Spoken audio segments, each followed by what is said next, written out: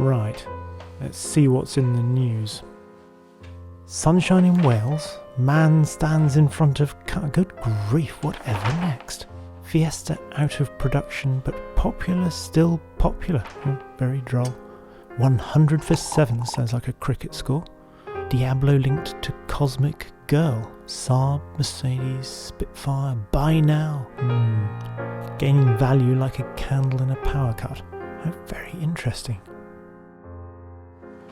Welcome to the Hagerty UK bull market.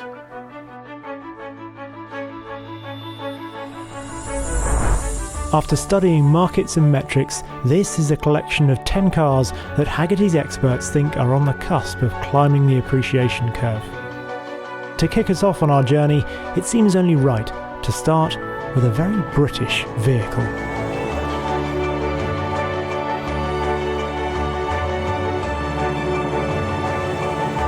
This is the Bentley Turbo R, and a lovely place it is to be too. Really one of the cars that started to put Bentley back on the map under Vickers ownership between the sort of the mid-80s and the late 90s. This reinvigorated the brand. It injected a bit more performance back into Bentley, as it should be really. Hence, the R in Turbo R stands for road holding. Along with increased damping, the anti-roll bars were stiffened by 100% at the front and 60% at the rear, compared to its predecessor, the Mulsanne Turbo. However, the spring rates remain the same. It doesn't turn it into some sort of sports car. It's still, a car where you have slow inputs. You suggest something, but rather than pondering it for some time, perhaps sucking on a pipe, it does answer you relatively quickly. A large part of the appeal with this is the interior. It is very much linked to the Rolls-Royces of the time, and you have all this obviously sumptuous leather and this beautiful wood veneer. I think we have some sort of walnut here and then some sort of marquetry or inlay going on here as well. It's not simple stuff, this. You have this command driving position, a bit like in an SUV, but in something much lower. It's slightly odd because the wheel's down here and stuff, but it gives a certain, air of importance to the driver, I think. If all this has got you itchy to spend your small inheritance from Aunt Agatha, then you're looking at an average price of about £15,400. And at well over 5 metres long, 2 metres wide and 2.5 metric tonnes, it is quite literally a lot of car for the money. You see, the idea behind the bull market is not necessarily to invest in something, to make money off these cars. No, it's more that you might get hold of something before they've flown the coop, so to speak, whilst they're still there, ready for the taking at a price that you can actually afford. That car you have always dreamed of is still just within reach. And there really is something for every budget in the UK bull market. Behold the Mark 1 Ford Fiesta. The reason for getting one of these is because, well, it's just so redolent of a bygone era. It is nostalgia on four wheels, because there were so many of these around that, even if you didn't have one, you probably knew somebody that did, or was just used to seeing them on the street. This is a relatively late model from 1983, and it's a Popular Plus, which meant you had a few extra things in here, like the clock quartz, of course. You also got a rear parcel shelf that looks a bit like one of those sort of things for having your TV dinner on, that sort of separates it all out if you're in a canteen or something like that. You also got a rear wiper. No passenger door mirror though. Why would you need one anyway? Because actually visibility in here is fantastic. 86% visibility all around is what they trumpeted in the marketing material, and yeah, I have to say I've probably been in more claustrophobic greenhouses in my life. This is the first mass-market Ford to adopt a transverse engine front-wheel drive layout, and the engine is the Valencia 4-cylinder, named as such because that's where it was built. While it's not quick, it does feel quite sort of nippy somehow. I rather like this 4-speed gearbox. Also amuses me that we've got the gear shift layout. So it's a bit like in modern cars. Obviously you get the gear shift indicator up here. Here you just have, well, the gear shift pattern, which is down here anyway. And why you need, I don't know why you need that. Look down. Where am I going next? I don't. Who knows? This is exactly what the Hagerty Festival of the Unexceptional is all about. It's just brilliant. Of course, if this is perhaps a little too ordinary for you, a little too unexceptional, then how about something with a little more je ne sais quoi? Like that.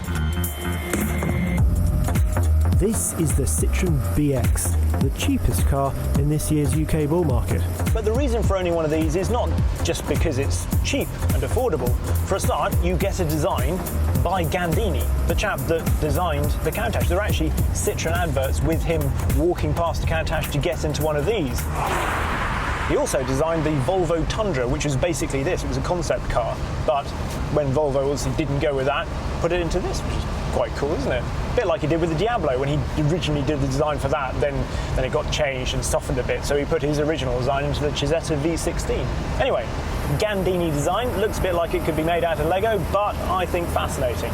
Then, of course, you've got the mechanical interest. For a start, this is a really lightweight car. In their lightest form, the Citroën BX weighs just 870 kilos. Even something like this, it only weighs just over a ton, because it has the plastic body panels and stuff. Sure, you can feel it when you open and close the door, but something quite cool about such a big car that's actually so lightweight. Then, of course, you have the hydro-pneumatic self-leveling suspension, which is adjusted by this little lever down here, and all in its highest setting. And they say you can actually change a wheel without the use of a jack because of the way the self-leveling works. And of course, it was a suspension system so good that they licensed it to Rolls-Royce to use. So actually, Bentley has a version of this suspension on it. The chap that used to own this car used to call it his French Rolls-Royce. Bit of a stretch maybe, but for the money, pretty cool, isn't it? But also, who doesn't love an obscure rally car, particularly a Group B one? And this spawned one of the least successful, the BX 4TC. While valuations of Citroën BXs aren't surging quite yet, the time seems right. At the moment, the average price is just £2,150, which is exactly half the current average value of the Mark I Fiesta, which has seen an increase of 19% in the last couple of years, thanks to strong prices for performance versions like the XR2i. Now, after our most affordable pair, how about a couple of pioneers, starting with something 100 years young. This is the Austin 7, Britain's Model T Ford.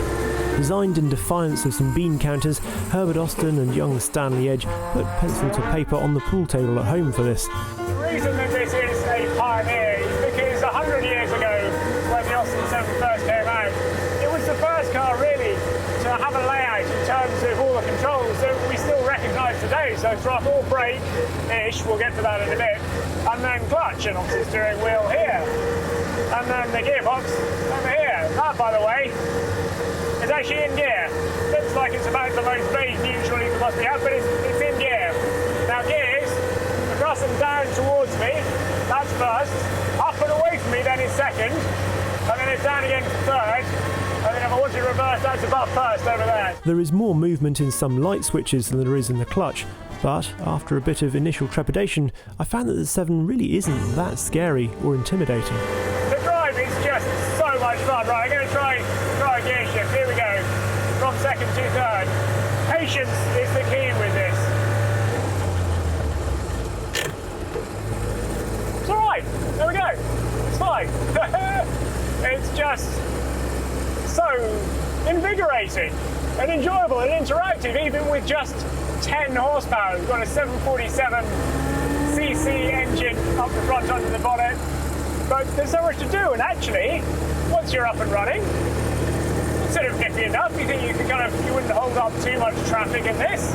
All right, here we go, we've got a corner. Now, braking. If I press the pedal, that operates the back brakes. To do the front brakes, I have to pull the lever down here as well, because the brakes are not connected between axles, which is a bit weird. Touch brake through the corners. Big wheels, skinny tyres. There we are. That was a full-on racing line in an Austin 7. And the Austin 7 does have racing pedigree, because a great number were turned into specials, like Colin Chapman's Mark I Lotus. Of course, this particular road version has all mod cons, like a fuel gauge. No indicators though, so you'd better brush up on your arm signals. As a fabulously affordable way into pre-war ownership, the 7 is really gaining in popularity, and the average price has risen from £10,125 in 2021 to its current position of £14,125. Now, the second car in our pair of pioneers is the Saab 99 Turbo. The top price for one is currently £21,700. The average is actually less than that of the 7, at around £12,000. Don't expect that to last long though. The designer of the 99, Sixten Sarsson, I hope I'm pronouncing that correctly, also actually designed, well, Hasselblad's first camera and an Electrolux vacuum cleaner. There you go, quite the CV. There are certain idiosyncrasies to it, like the fact that the steering wheel seems to be sort of pointing that way and the pedals are very offset towards the centre of the car. But overall, yeah, it feels just remarkably well built. I love these dials. The colours in them are really bright and somehow very 70s. The clock, Quartz obviously again 70s. There's a nod to Saab's sort of aircraft heritage in that, because it looks a bit like an artificial horizon to me. But what sets this car apart is obviously the turbocharging. Now, there were turbocharged cars before this, notably the Oldsmobile Turbo Jetfire. What a name. But this is often seen really as the first sort of mass production turbocharged car, certainly within Europe. Saab apparently originally put a V8 Triumph Stag engine under the bonnet, but then stepped outside of the box and went down the turbo route. The idea being that obviously you could have the economy of a 4-cylinder, but when the turbo came in, the performance of a much larger engine. It has 143 brake horsepower and 173 pounds-foot of torque. Obviously, that all arrives pretty high up in the rev range. It might not sound like a huge amount, but then this car, despite the quite hefty feel of it, only weighs 1130 kilos. It really gets going, actually, when that turbo kicks in at about 3,500 RPM. It certainly gives the front wheels quite a lot to cope with. Talking of wheels, how cool are those Inca alloys? This is proper old-school, demonstrably turbocharged performance. This car has a rallying heritage too. Stig Blomqvist, who else? Taken one to victory in Rally Sweden. Now, not every car in our group needs me to drive it for you to understand just why it's appealing. Starting with the Mark 1 or 8N Audi TT, which just looks better and better, doesn't it? It's not because it's particularly bad to drive, but honestly, who wants to drive something that's based on a Mark IV Golf, that PQ34 chassis? It's really this design that's so special, the Freeman Thomas J. Mays design. It is an undoubted classic of car design, a shape that looks as good today as it did at launch in 1998. The fabulous Smith & Schreier interior has stood the test of time equally well. Prices for TTs are only rising slowly, but at around £10,000 they look to be past the bottom of their valuation curve. And playing into my hands about the fact that you really sort of don't need to drive this to find it appealing, why not seek out one of the purest of these designs without the ducktail and the rear suspension alterations, the dangerous early ones. Anyway, moving onwards to this, the R129 Mercedes SL. A bit of a misnomer because this is the second heaviest car here in second generation, because it's got 2 strakes down here instead of 3 for the first iteration. There is a reason for all the weight. The R129 is a very tech-heavy car. Who can forget the seats with integrated seatbelts and the hydraulically held rollover hoop? There was a 20% rise in prices of these post-lockdown, taking the average to £17,500. A similar rise in the next 2 years seems likely. You don't need me to drive this for you to be able to see yourself in it, cruising along by the seaside, that wonderful M119 V8 under the bonnet. It's just appealing, isn't it? If you want a little bit more of appeal, a bit more history to it, well, Diana, Princess of Wales, had one of these. Only briefly, because she got ticked off for driving a German car rather than her British Jaguar. Talking of British, how about this? It doesn't get more British, certainly in terms of names, than a Triumph Spitfire. Just look at it. I was rather spoilt by the fact that it was designed by an Italian, Michelotti, but nonetheless, you just want to get into it. It's just a sort of perhaps more stylish, more rakish, appealing version of an MGB, really, isn't it? The 4-cylinder under the bonnet. The rear axle, fine, some interesting camber changes on high-speed corners, make it a little interesting to drive, but it's just fun, isn't it? You know it's going to be fun, even without getting behind the wheel. Might be unreliable, but fun.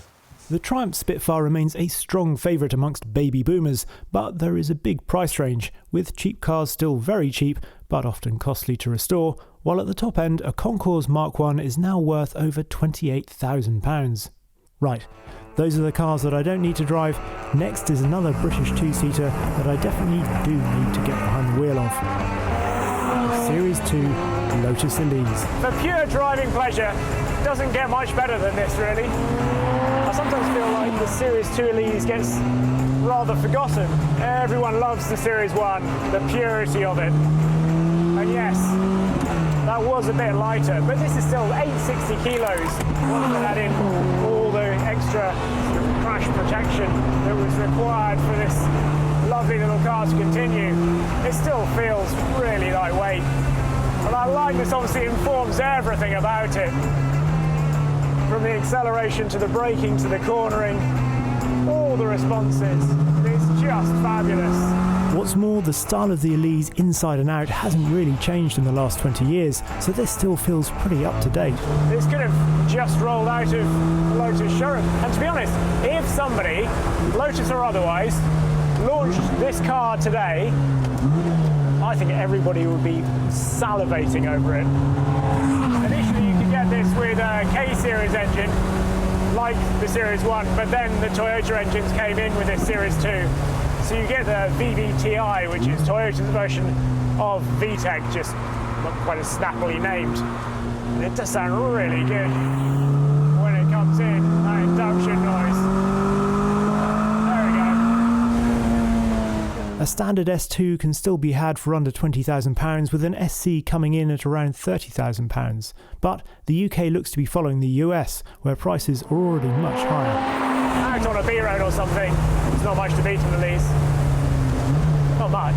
Oh, hello there. Yes, the last car in this year's bull market is the Lamborghini Diablo, here in gorgeous, rare SE30 guise.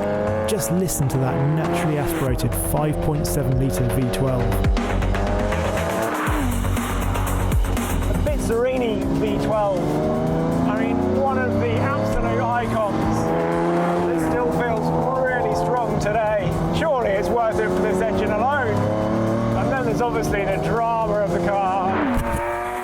It looks amazing from the outside, but to sit in as well, this driving position is actually really good. It puts you just in that lovely sort of properly bucketed position, leaning back. The steering wheel comes a long way out towards you, and then that fantastic, iconic Lamborghini letterbox view out. And actually, like you've got quite a lot of visibility purely because you've got these windows that sort of drop down to the wing mirrors there. Ventilation is interesting in this SE30 because it's by this little bit here, so it's just that bit of the window that comes down at the side.